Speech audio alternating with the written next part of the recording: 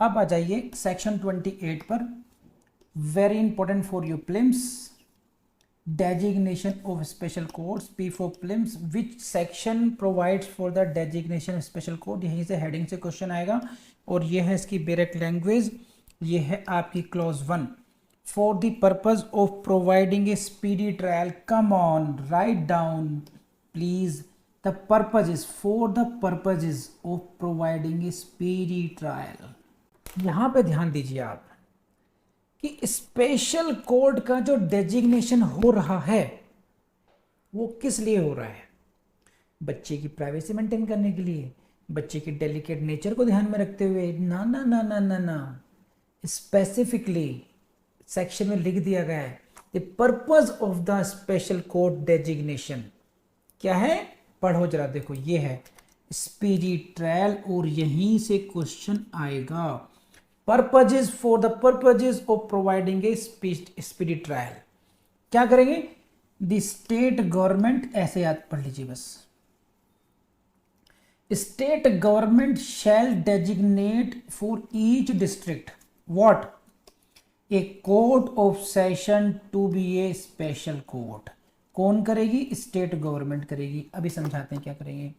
तो क्वेश्चन यहां से ये बनते हैं कि किस कोर्ट को स्पेशल कोर्ट का दर्जा दिया जाएगा? Magistrate court, court of CJM, या this is what? Court of sessions. Session court को स्पेशल कोर्ट यानी कि एडीजे की लेवल की कोर्ट को यहां पर स्पेशल कोर्ट का डेजिग्नेशन दिया जाएगा, डेजिग्नेट की जाएगी। अब फिर बाद में आते हैं, कौन करेगा? स्टेट गवर्नमेंट करेगी। यहां से क्वेश्चन आएगा, लेकिन कैसे करेगी? ये बहुत इंपॉर्टेंट है, प्लीज सी द लाइन। और यहीं पर आप गाल पे हाथ मारते हुए आओगे, in consultation with the chief justice of the high court, P for prelims. तो हाई कोर्ट तो करेगी, लेकिन in consultation with the chief justice of high court करेगी। ऐसे नहीं है किसी को भी कर देंगे। In consultation with high court नहीं आया है, यहां पर कोई सेंट्रल गवर्नमेंट नहीं आया है, तो don't get confuse, it is state government which will designate. Number 1 question, state government भी कैसे करेगी? In consultation with the chief justice of high court करेगी। यहां से क्वेश्चन बनता ही बनता है बबुआ। क्यों जरूरी है? प्रैक्टिकल नेसेसिटी है। आपने कह दिया जनाब, court of Anita N Shah is designated as special court. अब हाई कोर्ट ने कुछ और ही सोच रखा था अनीता के लिए। अनीता को बुलाना है हमें, रजिस्ट्रार हाई कोर्ट बुलाना है। स्टेट गवर्नमेंट ने कर दिया साहब ये तो पोक्सो केस देखेंगी, तो उनका ना वर्किंग बिगड़ जाएगी। इसीलिए इन कंसल्टेशन विद, क्योंकि किस जुडिशियल ऑफिसर को किस तरीके से स्पेयर किया जा सकता है ये काम हाई कोर्ट को ज़्यादा पता है। तो क्या होगा? Chief justice of the high court बताएंगे कि देखो स्टेट गवर्नमेंट इनको बना दो आप। तो नोटिफिकेशन किसका जारी होगा?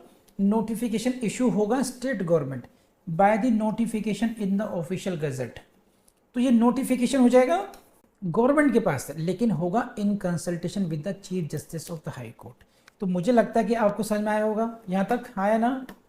और नेक्स्ट क्वेश्चन देखो यहां से आएगा, फॉर ईच डिस्ट्रिक्ट, प्रत्येक जिले के लिए। सही है। सो पर्पज है स्पीडी ट्रायल, यहां से क्वेश्चन आएगा। कौन डेजिग्नेट करेगा? स्टेट गवर्नमेंट करेगी। कहाँ? यहाँ कैसे करेगी? Chief justice of high court से कंसल्ट करके करेगी। किस प्रकार से करेगी? नोटिफिकेशन करेगी। बस किस में करेगी नोटिफिकेशन? ऑफिशियल गजट में करेगी। कोई लॉ पास नहीं करना, कोई रेजोल्यूशन पास नहीं करना, सिंपली एक नोटिफिकेशन इशू करना है। और कौन सी कोर्ट को कराया जाएगा? कोर्ट ऑफ सेशन को कराया जाएगा। हाई जो कोर्ट ऑफ सेशन को डेजिग्नेट कर दिया जाएगा special court to try the offences under this act. तो प्रैक्टिकली क्या होता है कि एडीजे लेवल की कोर्ट को जनरली जो वुमेन जुडिशियल ऑफिसर होते हैं एडीजे, उनको पोक्सो स्पेशल कोर्ट दी जाती है। उसमें फिर सारे केसेस पोक्सो के ही होंगे, ताकि स्पीडी डिस्पोजल, कि कम केस हो गए अब मिक्स नहीं हो रहे हैं, तो बहुत तेजी से काम खत्म हो, उसका केस का डिसीजन बहुत जल्दी आए, लोगों को सेंस ऑफ जस्टिस मिले, इसलिए होता है। अब पढ़िए next, provided that if a court of session, कौन सी court? Court of session is notified at children's court. इसका नोटिफिकेशन कैसे हो रखा है? चिल्ड्रन कोर्ट की तरह से हो रखा है। किसमें? Under the commissions of protection of child right act, protection of child rights act 2005 के अंतर्गत, इस कानून के अंतर्गत किसी सेशन कोर्ट को चिल्ड्रन कोर्ट के रूप में नोटिफाई कर रखा है ऑलरेडी।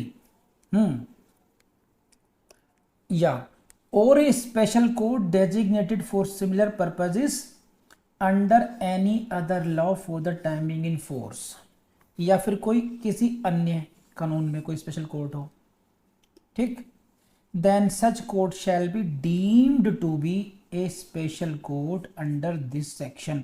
इसका क्या मतलब है मैं समझाता हूं, मतलब या मतबल समझिए। देखिए यहां पर ये बात चल रही है कि कौन सी कोर्ट को आप डेजिग्नेट करेंगे एज ए स्पेशल कोर्ट। तो फिर क्या करेगी वो कोर्ट? वो कोर्ट साहब पोक्सो केसेस का ट्रायल करेगी। ठीक है, कौन कर देगा? स्टेट गवर्नमेंट कर देगी। कैसे करेगी? In consultation with high court chief justice करेगी। कैसे करेगी? बाय नोटिफिकेशन करेगी। ये बात हमने समझ ली। अब ये एक अलग बात कर रहे हैं कि ये कह रहे हैं कि कोई कानून हो under any other law for the time being in force, किसी कानून में अगर कोई स्पेशल कोर्ट डेजिग्नेटेड है ऑलरेडी, और कैसी? जैसी कि ऐसी हो। दो कानून का नाम दिया उन्होंने, एक है commissions of the protection of child right act. इस कानून के अंतर्गत अगर किसी सेशन कोर्ट को चिल्ड्रन कोर्ट की उपाधि दी गई है, डेजिग्नेट किया गया है, तो इस चिल्ड्रन कोर्ट को ही स्पेशल कोर्ट मान लिया जाएगा कि यही कोर्ट पोक्सो के लिए स्पेशल कोर्ट है। क्या है? Shall be deemed to be a special court. ये देखिए line, deemed to be a special court under this section. तो ये चिल्ड्रन कोर्ट है। चिल्ड्रन कोर्ट कहां बनी थी? इस एक्ट के अंतर्गत बनी थी। इसी कोर्ट को क्या मान लिया जाएगा? स्पेशल कोर्ट मान लिया जाएगा। तो बात समझ आ रही है आप लोगों को? इतना दिख रहा होगा इसमें। अब इसी तरीके से क्या ये है, इसको देखिए एक ऑप्शन हो गया आपके पास चिल्ड्रन कोर्ट। चिल्ड्रन कोर्ट को स्पेशल कोर्ट अंडर सेक्शन 28 मान लिया जाएगा, ये एक ऑप्शन है। दूसरा ऑप्शन है ये लाइन, कोई स्पेशल कोर्ट डेजिग्नेटेड है for similar purposes under any other law, यानी कि ये special court under any other law, लेकिन सिमिलर पर्पजेस के लिए, यानी कि चाइल्ड राइट्स के लिए, इस कोर्ट को भी स्पेशल कोर्ट मान लिया जाएगा। तो तीन तरह की कोर्ट हो गई आपकी। एक हुई 28 क्लॉज 1 में नोटिफाई हुई स्पेशली, ठीक, स्टेट गवर्नमेंट ने, उल्टा लिख दिया, स्टेट गवर्नमेंट ने in consultation with chief justice of high court के नोटिफाई कर दी स्पेशल कोर्ट। एक ये हुई। दूसरी ये हुई चिल्ड्रन कोर्ट है, कौन से एक्ट में? 2005 का एक्ट है, जो उसका नाम पढ़वाया मैंने अभी, इसके अंतर्गत वाली कोर्ट थी।